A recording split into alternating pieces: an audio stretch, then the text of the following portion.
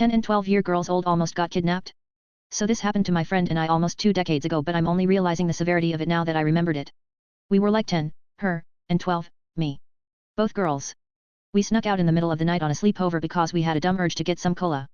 And during that time the only store that was working nights was a small liquor store 30-minute walk away from where our house was. It was next to a train station, which was a sketch place overall full with drunks and the like. But us being so young we didn't know that and we just went. The walk to the place was fine, quiet, as midnights are in a small town. But shortly after we started walking back, we noticed a car going by. The only car at that time, so we took notice. At first we didn't think much of it, but then we noticed it drove past us again. And a couple minutes later again. So we got alert and started walking faster.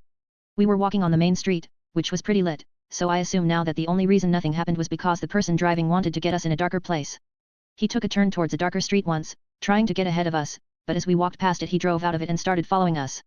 The moment we reached the street where we had to turn to our house, we took a sidewalk shortcut and we ran. The shortcut didn't allow the car to drive after us straight away, and instead he had to drive slightly straight, then right again into our street.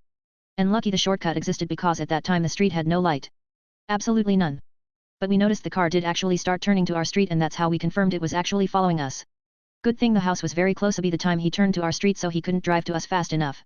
But my god, when I think of it now I'm even more frightened than I was then because I know what could have happened since I understand it more. We could have been kidnapped or molested or even killed. Who knows? At that time my friend and I forgot about the situation the very next day because we didn't realize what could have been. I wish I was smart enough back then to have remembered the plate numbers or anything. I hope that person didn't hurt anyone in that town. I now feel lucky nothing happened to us and my hometown is now in a completely different light for me since the realization. Dr. My friend and I were out at past midnight with no supervision when we were 10 and 12 years old. SUS car followed us around. Could have potentially ended bad but didn't.